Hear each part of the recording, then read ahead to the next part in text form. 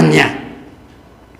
Mereka yang masuk terakhir ini hanya bekerja 1 jam, dan Engkau menyamakan mereka dengan kami yang sehari untuk bekerja berat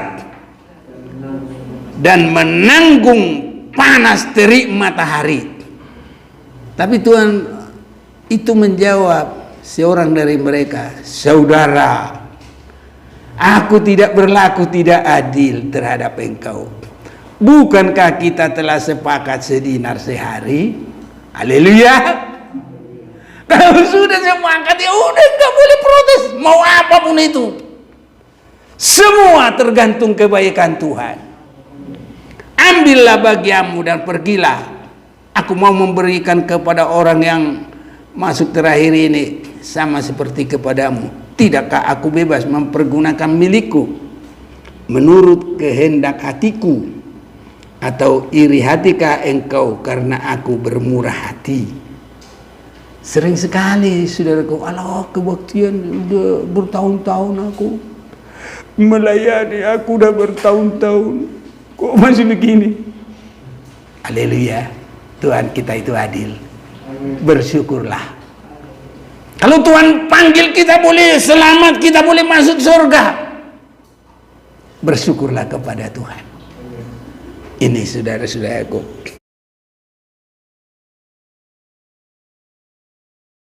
Salam dalam Tuhan kita Yesus Kristus bagi kita semua yang ada di sini, dan juga saudara-saudaraku yang kekasih dimanapun saudara berada dan bisa tersambung dengan sambungan internet.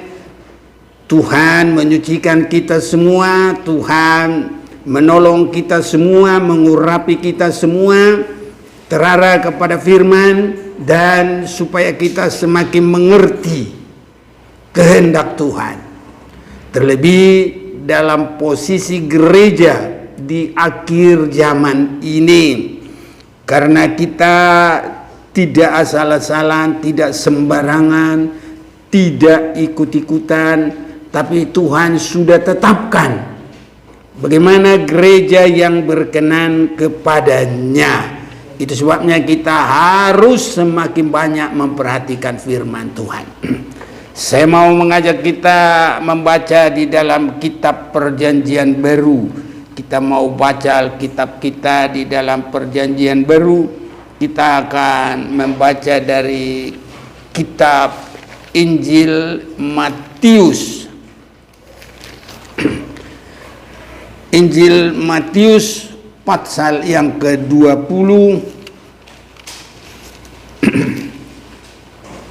ayat 1 sampai dengan 16. Agak panjang pembacaan kita supaya semua jelas, maka kita akan membaca bergantian. Saya baca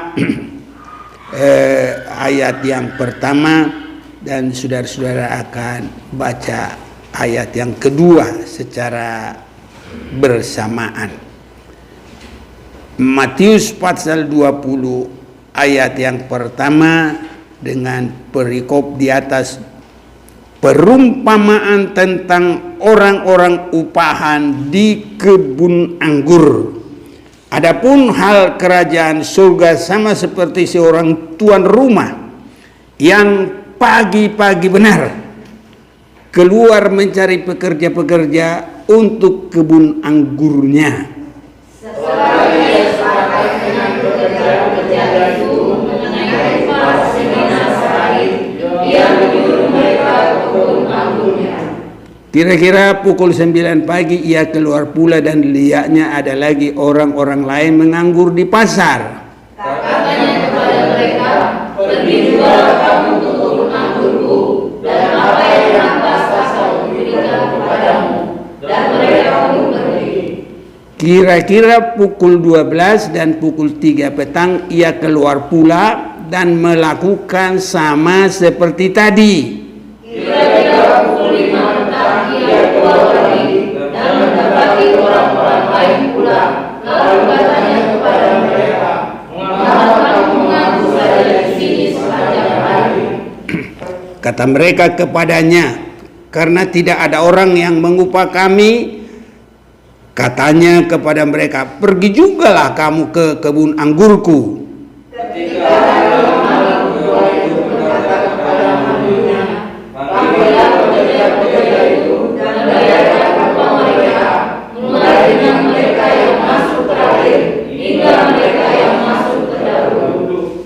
Maka datanglah mereka yang mulai bekerja kira-kira pukul 5 dan mereka menerima masing-masing 1 dinar. Kemudian datanglah mereka yang masuk terdahulu, sangkanya akan mendapat lebih banyak, tetapi mereka pun menerima masing-masing 1 dinar juga. Ketika mereka menerimanya, mereka bersungut-sungut kepada Tuhan itu.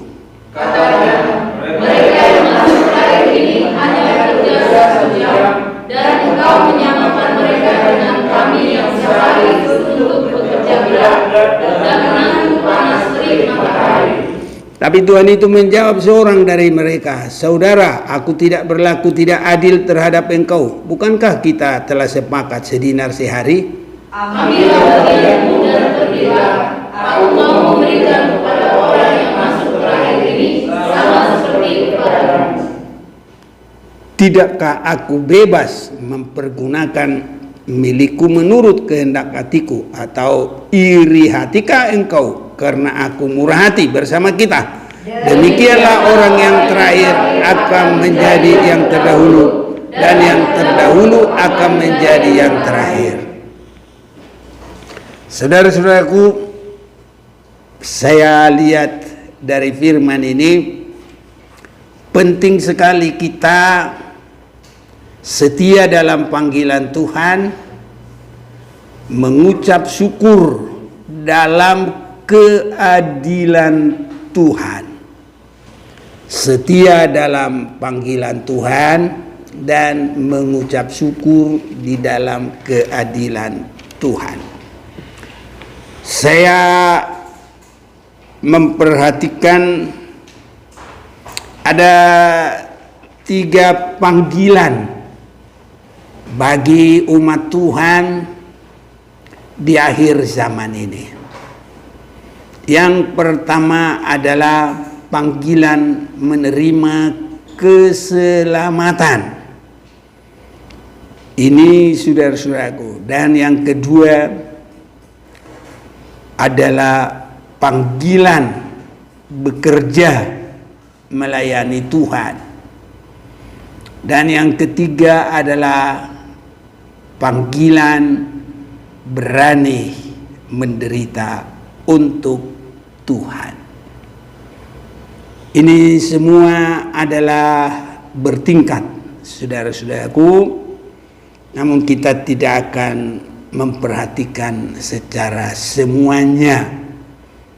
Tapi sesuai dengan firman yang kita akan perhatikan ini adalah supaya kita setia melakukan firman Tuhan dan melayani Dia.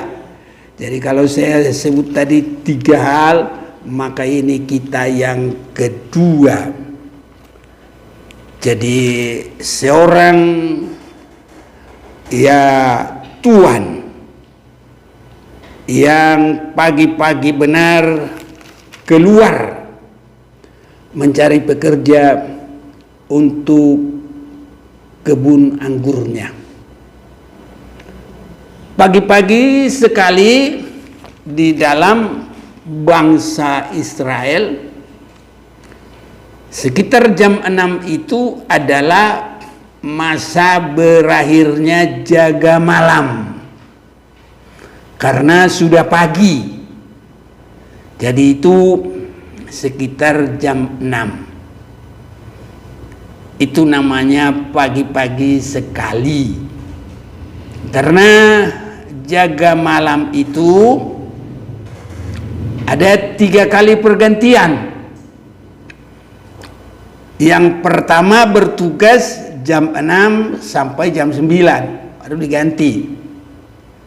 Nanti jam 9 sampai 12 diganti. 12 sampai jam 3 diganti. Jam 3 sampai jam 6 udah nggak diganti lagi, berhenti karena sudah siang.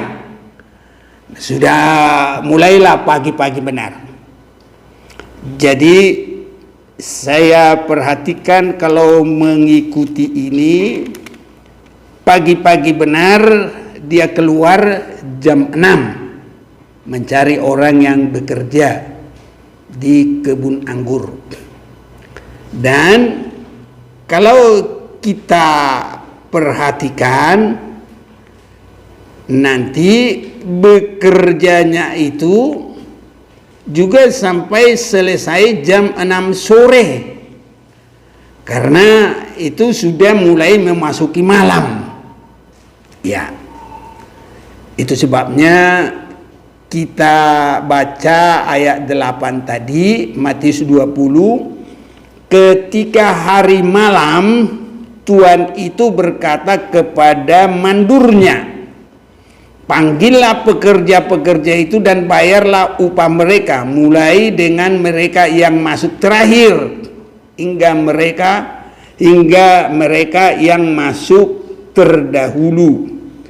Maka datanglah mereka yang mulai bekerja kira-kira pukul 5 dan mereka menerima masing-masing 1 dinar. Jadi yang terakhir itu hanya bekerja 1 jam. Ayat 10, kemudian datanglah mereka yang masuk terdahulu, sangkanya akan mendapat lebih banyak, tapi mereka pun menerima masing-masing 1 dinar.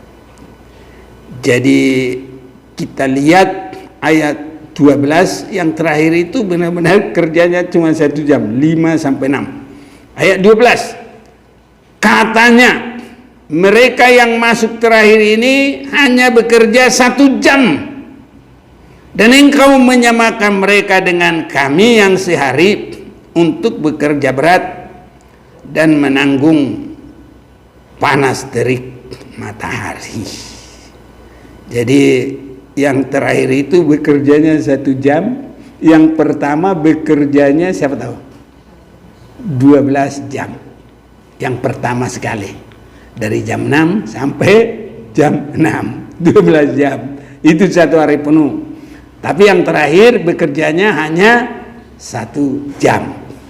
Hanya yang ada kata kesepakatan upah hanya yang pagi-pagi itu. Ini saudaraku. Yang kedua, tinggal dia bilang begini, aku memberikan yang pantas buat kamu. Itu yang jam 9. Nanti jam 12 begitu juga, aku memberi yang pantas kepadamu. Yang jam 3 sama saja, aku memberi yang pantas kepadamu. Tapi enggak dipatok. Nah, yang jam 5 itu juga sama, aku memberi yang pantas kepadamu. Jadi yang benar-benar dipatok gaji hanya yang pertama sekali. Jadi dia nggak boleh protes, tidak boleh menyalahkan, harus setia apapun yang terjadi. Ada perjanjian. Perumpamaan tentang orang-orang upahan di kebun anggur. Adapun hal kerajaan surga sama seperti seorang tuan rumah yang pagi-pagi benar keluar mencari pekerja-pekerja untuk kebun anggurnya. Setelah ia sepakat dengan pekerja-pekerja itu mengenai upah 1 dinar sehari, menyuruh mereka ke kebun anggur. Jadi kesepakatan itu hanya 2 bagian. 1 dipatok 1 dinar, kedua bekerja saja, nanti aku beri yang pantas. Itu enggak dipatok 1 dinar. Ini saudara-saudaraku, saya lihat di sini Tuhan mengajar kita setia dalam panggilan Tuhan. Kedua, tidak boleh nyinyir. Bahasa sekarang nyinyir, tidak boleh bersungut-sungut. Jadi apapun berkat orang lain, kita nggak boleh ya berkata apa-apalah. Boleh marah sama Tuhan, tidak boleh protes sama Tuhan, nggak boleh. Kita semua diselamatkan oleh Tuhan, semua ada anugerah Tuhan. Ini saudara-saudaraku, sebab sering sekali dalam hidup manusia ini, kalau hatinya belum dikuduskan dan belum dibentuk oleh Tuhan, kadang-kadang gini saudaraku. Contohnya, ada orang datang di rumah ini, ya kita udah jadi rumah ini, tapi datang dia, loh udah jadi rumahnya, kok nggak ada kursinya? Ngapain dia ngomong-ngomong gitu? Bukan urusan dia, saudaraku. Habis itu, masa cuma itu isi rumahnya? Alah, ya adanya itu bagaimana ya, bersyukur. Yang punya rumah juga bersyukur. Kok dia yang ngeyel? Tapi banyak sifat manusia begitu, terlalu menyampuri urusan orang. Nah itu di sini saya lihat sifat tabiat begitu nggak boleh dalam hidup mau masuk surga, saudara-saudara. Itu yang Tuhan ajar. Setia saja dalam panggilan Tuhan dan bersyukur dalam keadilan Tuhan. Tuhan itu tidak pernah tidak adil. Saya lihat juga murid-murid Tuhan, dan ini juga sering sekali juga jadi ya menekan kehidupan pendeta-pendeta juga.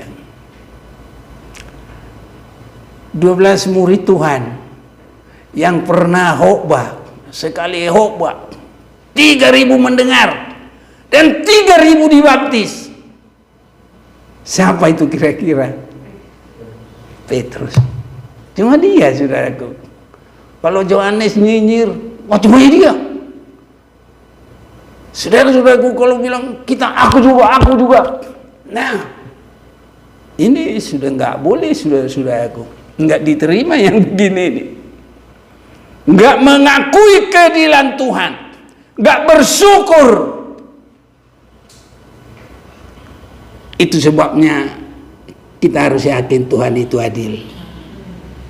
Apapun yang terjadi, saudaraku, mari lebih sungguh, mari lebih benar. Biar keadilan Tuhan yang terjadi bagi kita. Nggak boleh ngelihat orang lain bandingkan ke kita. Memang ada nyanyian, ya, oh Tuhan, jangan tinggalkan.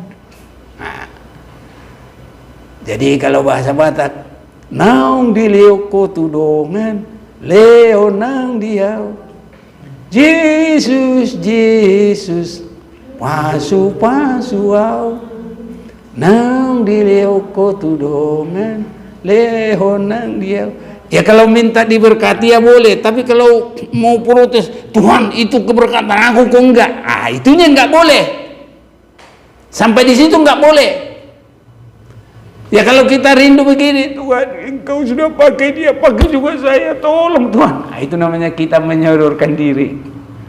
Tapi kalau kita menyalahkan Tuhan, nah di sini sering sekali saya perhatikan dalam diri manusia itu, aku juga baik, kok Tuhan begitu, aku juga setia.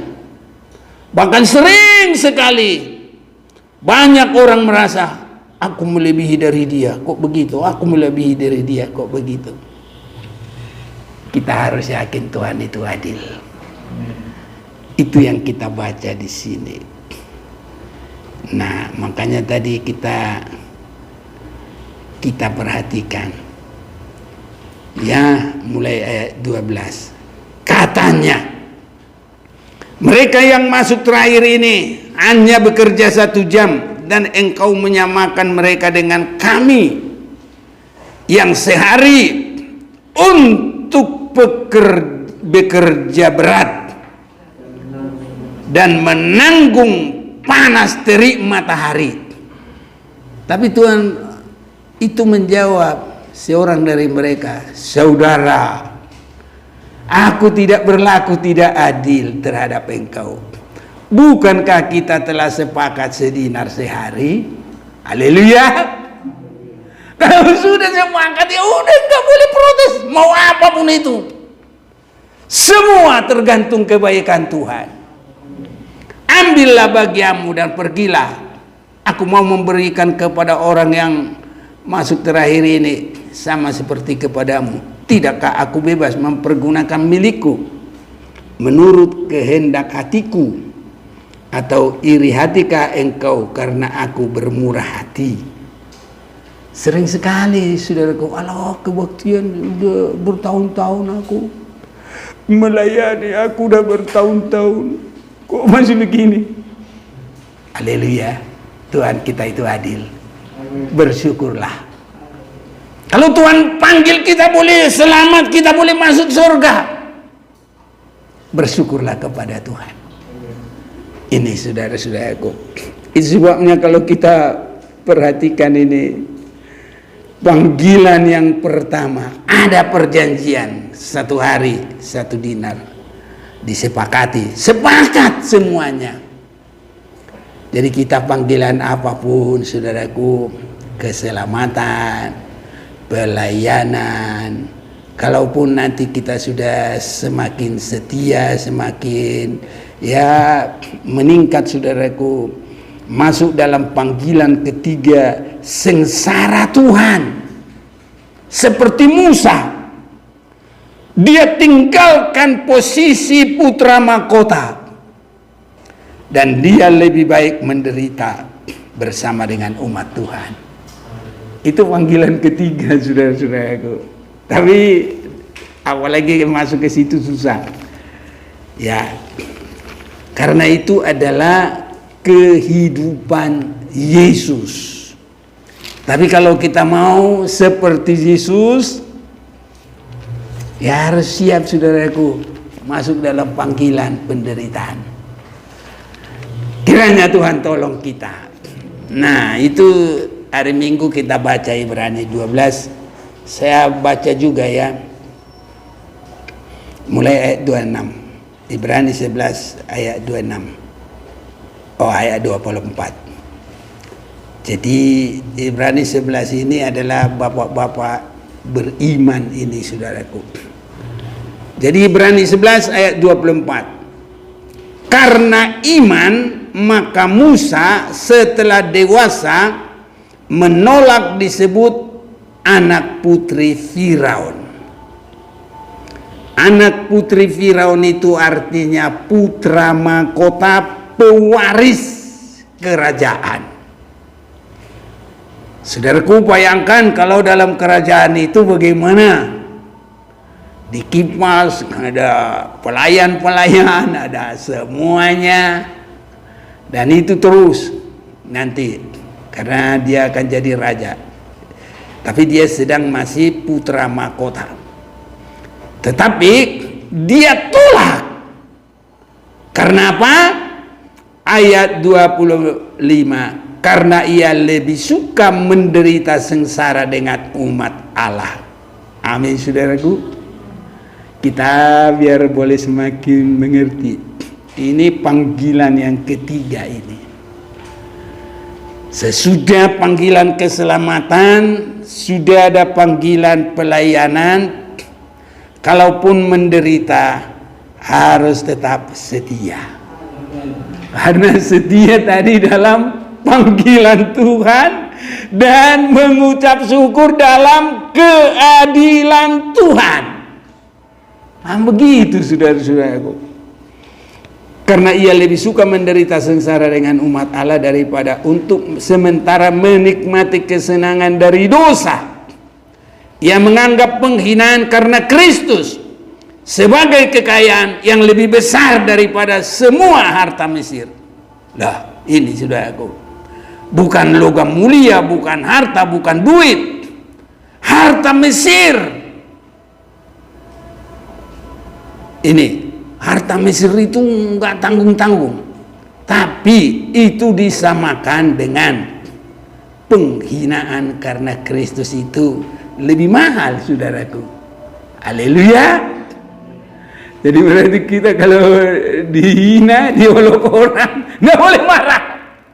Itu lebih dari harta Mesir. Haleluya, saudaraku. Ini namanya panggilan untuk menderita. Ya, menganggap penghinaan karena Kristus sebagai kekayaan yang lebih besar. Dunia sekarang kan karena rebutan duit, rebutan makanan, rebutan apa saja, harta benda. Itu. Tapi kalau Musa di dalam panggilan Tuhan, gak ada tergiur sedikit pun dengan dunia ini.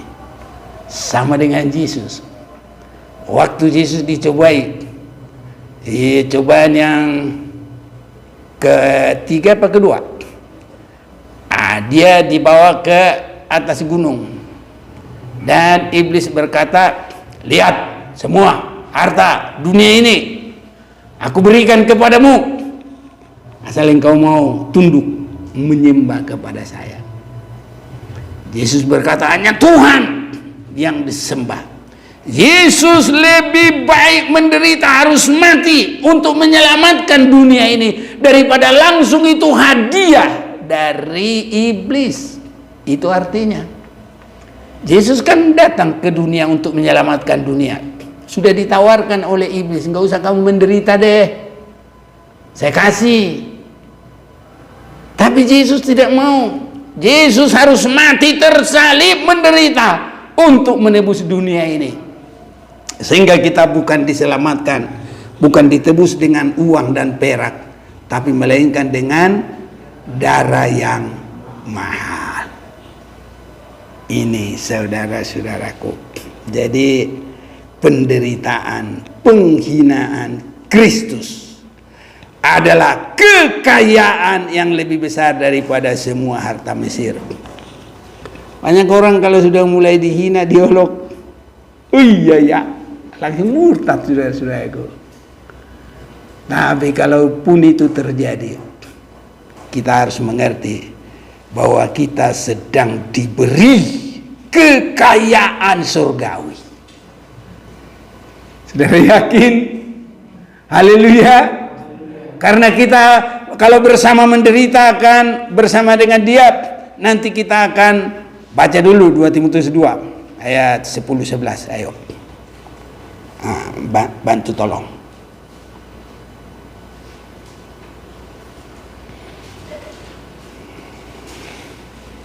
Timotius 2 ayat 10. Ya.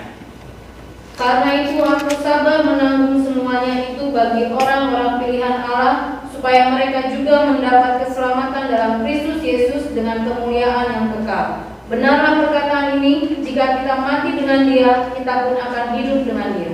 Nah, jadi kalau berani mati bersama Tuhan akan hidup. Terus? Jika kita bertekun, kita pun akan ikut memerintah dengan Dia. Iya, kalau kita tekun dalam penderitaan itu, ya kita bisa bersama memerintah dengan Dia. Jadi bukan karena yang lain-lain. Makanya panggilan yang ketiga ini, saudaraku, kalau udah dewasa rohani, mereka mengerti ini. Tapi kalau belum dewasa rohani, orang Kristen kayak begitu, ya langsung malu, saudaraku, langsung tinggalkan Tuhan. Kalau kita melayani, nggak mau lagi melayani, diolok, dihina. Tapi di sini kita lihat, saudaraku. Mari kita baca lagi 1 Petrus pasal 2. Mulai ayat 20 atau mulai 19. Sebab adalah kasih karunia. 1 Petrus 2 ya, ayat 19. Sebab adalah kasih karunia, jika seorang karena sadar akan kehendak Allah menanggung penderitaan yang tidak harus ia tanggung. Jadi bukan karena kesalahan, saudaraku. Jadi karena apa? Murni karena penderitaan karena Kristus. Sebab dapatkah disebut pujian jika kamu menderita pukulan karena kamu berbuat dosa? Tapi jika kamu berbuat baik dan karena itu kamu harus menderita, maka itu adalah kasih karunia pada Allah. Haleluya. Kiranya Tuhan tolong kita. Sebab untuk itulah kamu dipanggil. Nah, ini panggilan ketiga ini, saudaraku. Tadi panggilan pertama adalah menerima keselamatan. Panggilan kedua adalah melakukan firman dan melayani. Panggilan yang ketiga adalah menderita karena Kristus. Sebab untuk itulah kamu dipanggil, karena Kristus pun telah menderita untuk kamu dan telah meninggalkan teladan bagimu. Saudaraku, di dalam hal ini banyak gereja yang tidak mau, saudaraku. Anak Tuhan juga banyak tidak mau, menghindar, saudaraku. Dan yang mengikuti jalan ini nggak banyak, saudaraku. Kalau kita lanjut, supaya kamu mengikuti jejaknya Yesus.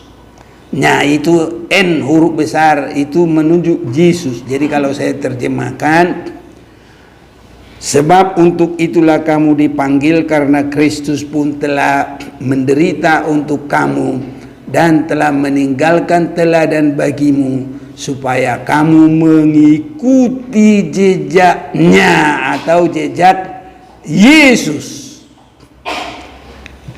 Ini saudara-saudaraku. Jadi apapun yang terjadi kita tidak mengerti, tapi kita sudah dibekali. Kiranya kita, saudaraku, kuat. Jadi sepanjang jalan, apapun yang kita lewati dari awal sampai akhir, kita tidak khawatir lagi. Dan kita lewati, masuk dalam kemenangan. Tidak ada undur, tidak ada tawar hati. Itu sebabnya mulai terdidik hanya memandang kepada Tuhan, berserah kepada Tuhan, dan menyerahkan kepada keadilan Tuhan. Semua Tuhan pasti berikan yang terbaik. Seperti kata Tuhan, setelah ia sepakat dengan pekerja-pekerja itu mengenai upah sedinar sehari, ia menyuruh mereka ke kebun anggurnya.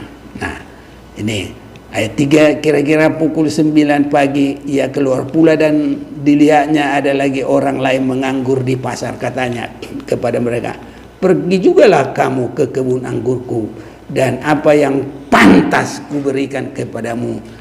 Nah, jadi Tuhan itu selalu memberikan yang pantas, saudaraku. Apapun itu sudah pantas, saudaraku. Tinggal kita kalau mau koreksi diri supaya lebih mendapat rahmat, kemurahan, kepercayaan Tuhan. Ini saudara-saudaraku.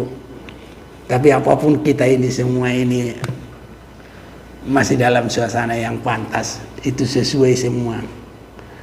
Tuhan tidak akan luaskan itu kalau itu tidak adil. Tapi semuanya itu di dalam keadilan. Kita harus yakin Tuhan kita itu adil, dan Dia memberikan yang pantas, saudara-saudaraku. Ya, itu sebabnya saya juga memperhatikan. Sesudah selesai semuanya pekerja itu, dalam ayat yang ke-8 tadi Matius 20, ketika hari malam Tuhan itu berkata kepada mandurnya, pergilah, panggillah pekerja-pekerja itu. Nah, ini panggilan bukan untuk bekerja lagi, tapi untuk menerima upah. Enak ini, saudaraku. Hanya yang bekerja 12 jam itu hatinya sedih juga, saudaraku. Tapi itu harus ditekan. Kalau itu terjadi pada kita, harus mengucap syukurkah kepada Tuhan, karena sudah ada perjanjian dengan Tuhan. Di mana jam berapa kita dipanggil oleh Tuhan? Ketika hari malam Tuhan itu berkata kepada mandurnya. Jadi ini mulai malam itu tadi kan saya sudah terangkan, itu mulai jam 6 lah itu. Nah itu makanya jaga pertama itu masuk jam 6, nanti diganti jam 9, jaga kedua 9 sampai 12, baru nanti ketiga 12 sampai ke jam 3, nanti jam 3 sampai jam 6, habis itu sudah pagi. Nah jadi kalau jam 6 itu juga bukan iya, itu saudaraku. Jadi malam dan pagi itu. Jadi kalau di sini malam jam 6, di sini pagi jam 6. Jadi jam 6 itu ada pagi, ada malam ini. Jadi ketika hari malam, Tuhan itu berkata kepada mandurnya, panggillah pekerja-pekerja itu dan bayarkanlah upah mereka. Saudara-saudaraku, disinilah saya perhatikan, harus benar-benar diuji kesabaran kita. Haleluya saudaraku. Itulah pelajaran dari firman ini saya lihat. Kenapa? Ketika hari malam Tuhan itu berkata kepada mandurnya, panggillah pekerja-pekerja itu dan bayarkanlah upah mereka, mulai dengan mereka yang masuk, bukannya pertama ya. Aduh, kasihan sudah lama bukan dia terima gaji duluan, malah dia disingkirkan dia terakhir. Ini Tuhan mengajar kita saudaraku, bukan ada harus begini, tapi kan kerajaan surga itu seumpama kan begitu kata Tuhan, ya kan? Nah saya baca dulu.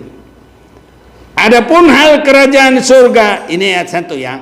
Adapun hal kerajaan surga sama seperti seorang tuan rumah yang pagi-pagi benar. Jadi kerajaan surga sama seperti ini saudaraku. Berarti Tuhan mengajar kita harus benar-benar sabar. Bukan kita bekerja 12 jam. Enggak, tapi Tuhan mengajar saudaraku. Hati kita harus sampai sesabar itu. Haleluya. Biar Tuhan tolong kita. Saya juga Tuhan tolong. Dan kita harus sampai bersikap ini. Dan harus mengerti saudaraku. Ini suasana kerajaan surga. Banyak orang bukan suasana kerajaan surga, tanpa dirasai dia suasana kerajaan dunia, belum masuk dalam kerajaan surga.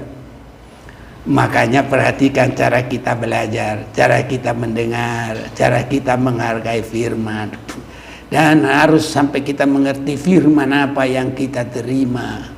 Jangan asal firman-firman begitu, tapi ini harus benar-benar kita dididik sesuai apa dengan maunya Tuhan. Maka datanglah mereka yang mulai bekerja kira-kira pukul 5, dan mereka menerima masing-masing 1 dinar. Itu enggak ada perjanjian, tapi itu adalah keadilan yang punya, adalah keadilan Tuhan. Ini saudaraku, 1 dinar. Kemudian datang mereka yang masuk terdahulu, sangkanya akan mendapat lebih banyak, tapi mereka pun menerima masing-masing berapa? 1 dinar juga. Aduh, memang kalau kita pikir gak adil, tapi namanya sudah perjanjian, masa mau ganti perjanjian? Seandainya Tuhan begitu, nanti Tuhan yang jadi nggak benar. Dalam perjanjiannya dia meper-meper. Jadi perkataannya bukan iya lagi atas iya. Nah ini saudara-saudaraku. Kemudian datanglah mereka yang masuk terdahulu, sangkanya akan mendapat lebih banyak, tapi mereka pun menerima masing-masing 1 dinar. Ketika mereka menerima, mereka bersungut-sungut kepada Tuhan itu. Nah ini anak Tuhan nggak boleh bersungut-sungut. Apapun yang terjadi, keadilan Tuhan itu sangat adil, benar. Dijawab mereka, ayat 12 katanya, mereka yang masuk terakhir ini hanya bekerja 1 jam. Wah, jadi ini 1:12. Ini 1 jam yang terakhir Yang dari pagi 12 jam, dari jam 6 sampai jam 6, 12 jam. Jadi apapun yang terjadi, berbahagialah dalam Tuhan, setialah dalam Tuhan, saudara-saudaraku. Biarpun banyak kita rasa ya tantangan, penderitaan, apapun itu.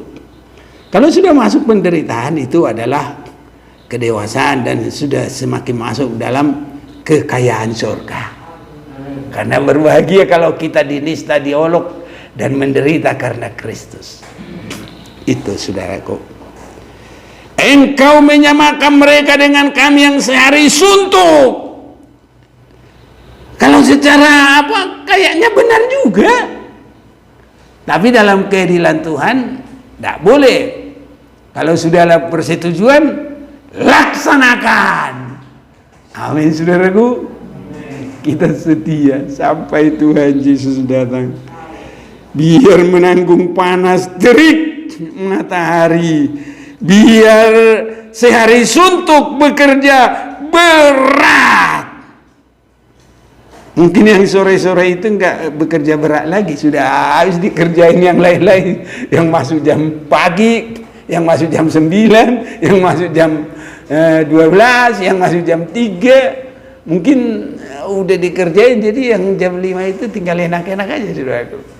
Tapi itu semua biar keadilan Tuhanlah yang atur dalam kehidupan kita. Yang penting kita bersyukur dan setia kepada Tuhan. Ini tidak boleh ada sedikit pun iri di dalam Tuhan. Ayat 13, tetapi Tuhan itu menjawab seorang dari mereka, saudara, aku tidak berlaku tidak adil terhadap engkau. Bukankah kita telah sepakat sedinar sehari? Haleluya saudaraku. Ambillah bagianmu dan pergilah. Aku mau memberikan kepada orang yang masuk terakhir ini sama seperti kepadamu. Wah, ini baru dikasih tahu saudaraku. Tidakkah aku bebas mempergunakan milikku menurut kehendak hatiku? Atau irikah? Iri hatikah engkau karena aku murah hati? Ini yang kita nggak bisa duga saudaraku. Dan di sini kita tidak bisa mengatur Tuhan, nggak bisa intervensi. Sejauh apapun, mari bersyukur. Kalau kita bisa diselamatkan oleh Tuhan, ya mau dipanggil kapanpun.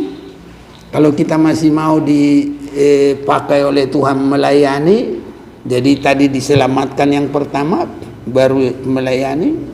Dan kalau kita boleh menderita pun, ya saudara-saudaraku.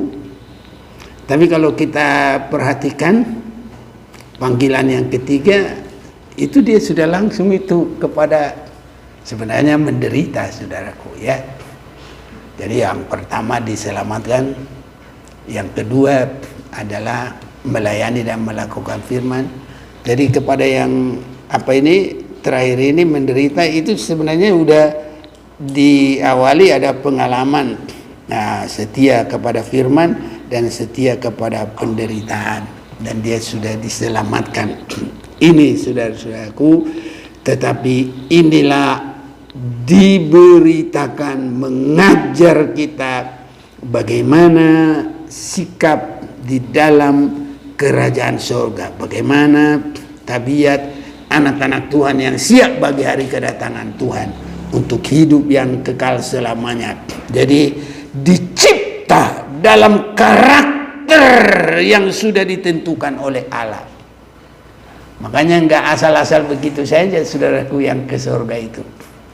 Kita harus memperhatikan firman, karena semuanya nanti akan diterangi oleh firman. Tidak boleh asal sekehendak manusia. Jadi sering sekali dalam hati manusia seperti dia sudah mengatur, dia sudah seperti menentukan, tapi kita sepenuhnya harus pasrah kepada kehendak Tuhan. Haleluya saudaraku, mari kita mau datang kepada Tuhan.